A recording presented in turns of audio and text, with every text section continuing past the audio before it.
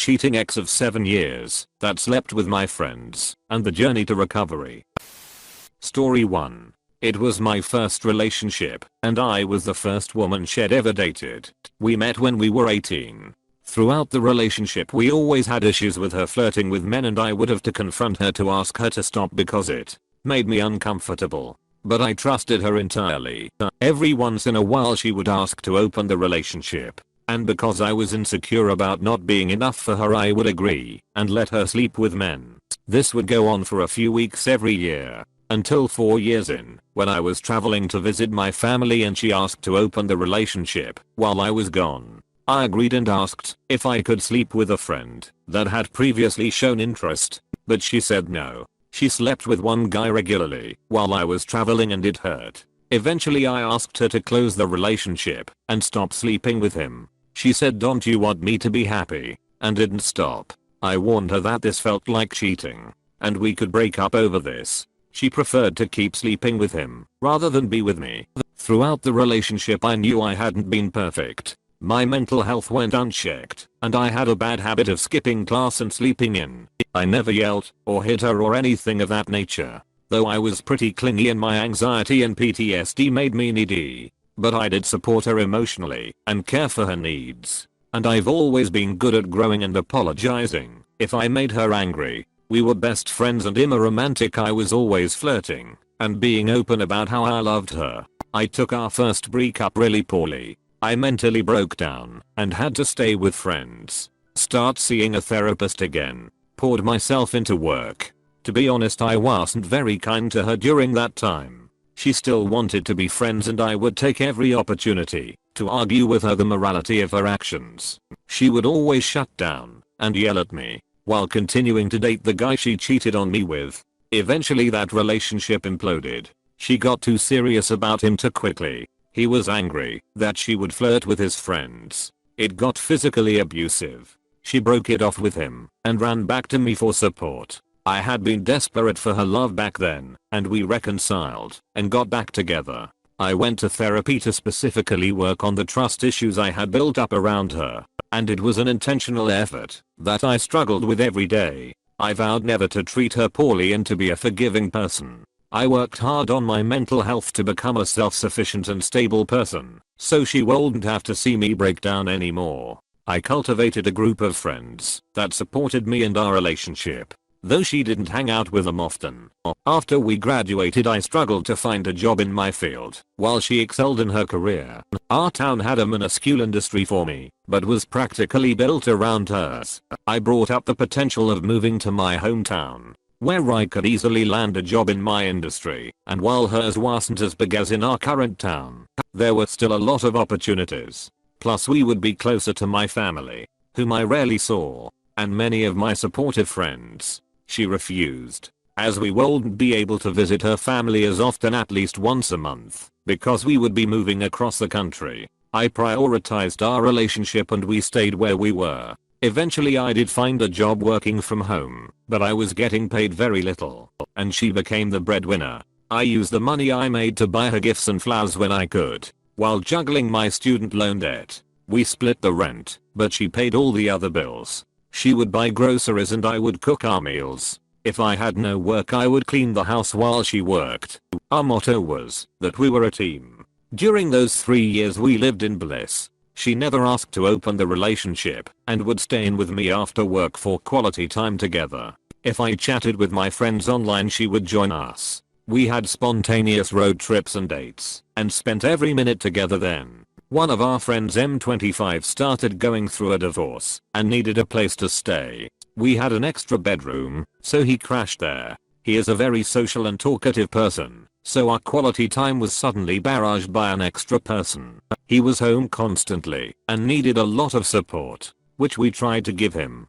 Off the bat I noticed he and my ex got along very well, and he would tell her things and seek out her support over mine. Because of my work on my trust issues, I was proud of myself for not seeing anything wrong with this. They would go on walks together, and she would come home and update me on how it went. I started hanging out with my friends more while they talked, but I made it known to her that I missed having our quality one-on-one time. We made a few attempts at spending alone time together, but somehow he would always show up and become involved again. She would try to get out of the house to hang out with her best friend, his wife F25, so that he could get used to being alone. After I got vaccinated, I scheduled a trip to visit my parents for the first time in 2 years.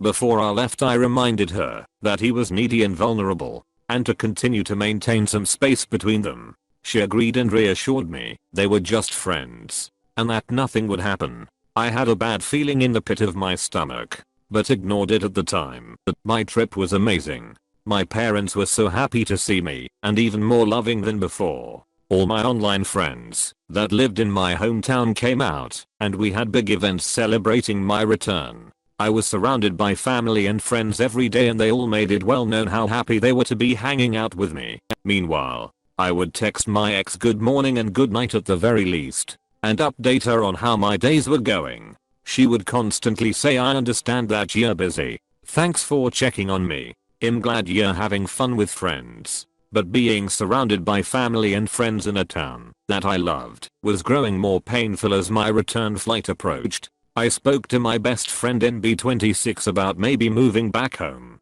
and the logistics of it. They were very supportive, but understood my hesitance, as my ex made it clear that she didn't want to move. As I spoke to a couple more friends and my parents about it, it seemed like the right choice for my future would be to make the move, with or without my ex. When I returned, our friend had moved out very suddenly. I sat my ex down and told her that I wanted to move back home. She cried a lot and told me she didn't want to move, and she felt said to make a decision.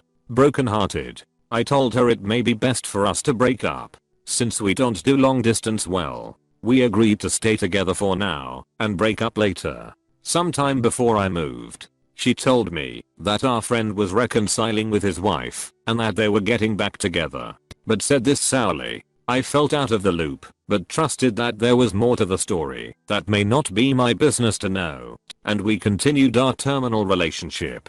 I introduced her to a relatively new friend I had made online that lived in our town. He M24 was friendly, but a little weird and awkward. We played games together and talked a lot online. They spoke normally to each other, but I didn't notice them hitting it off or anything. We all exchanged numbers and hung out a little more before my move. She started asking me for more space as the breakup became more real, and I would talk to my friends while she would talk to hers. I found out later that she was talking to M24 for hours into the night, and she told me she needed someone to talk to about our relationship ending, as her best friend, the wife, and the husband were being very distant. 1 week before my flight, she told me that we needed to break up immediately, and that she couldn't wait anymore. I cried a lot, but accepted this as I saw myself at fault for this anyways. She left after that talk and didn't return until late that night. We slept in separate rooms.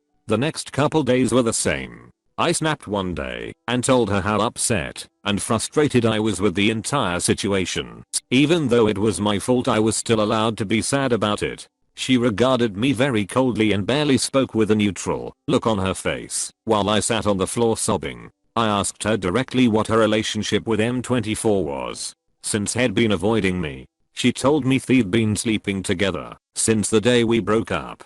Right after our talk, she said that she thinks she's polyamorous and that she isn't satisfied with one partner. I told her that this is no way to explore your sexuality, and that I wish she had been honest with me. Defeated, I went to my room and called my best friend for hours, sobbing. After that, my ex and I attempted to find some friendship between us, just for now, and she became a little bit warmer as my flight approached.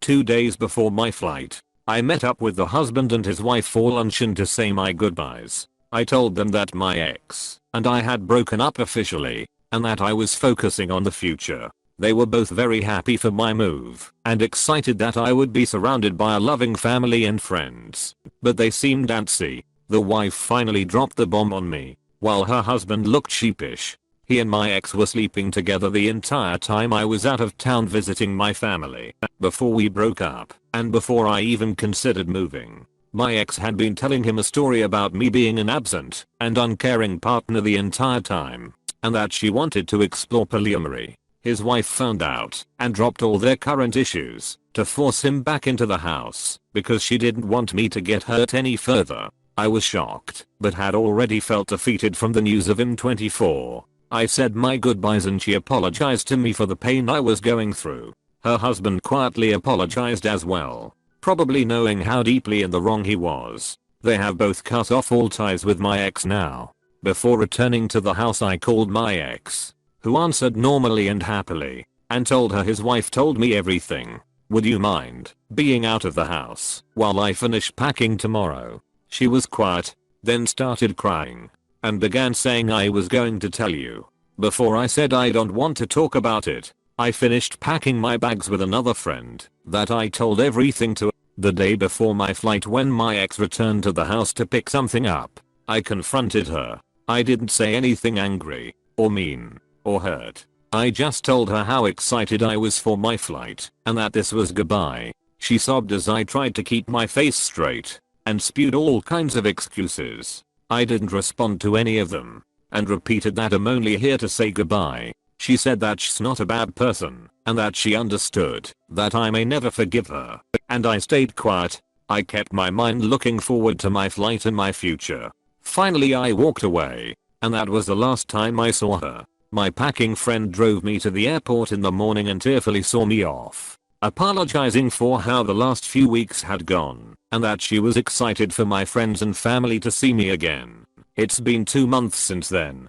Being home every day has felt full of love. My parents are supportive while I figure my life out, and my friends make an effort to let me know how much they love me. I'm invited out to events constantly, and they talk to me every day to check in on me. I've been going outside and driving myself for the first time in a long time. I feel very full of life compared to how I felt in my ex's town. There are even a couple of women interested in me, but I've made it clear that I'm not ready to date yet. I found out that my online group has kicked out both my ex and M24, and one of them told him off about hurting me. Everyone including myself has both of them blocked. I found out recently through the wife's social media that my ex has started officially dating M24. The wife is disgusted by all of it, and they're definitely not best friends anymore. A few of my friends have told me he has a history of being kind of predatory and gross to women, and have always made them feel uncomfortable around him.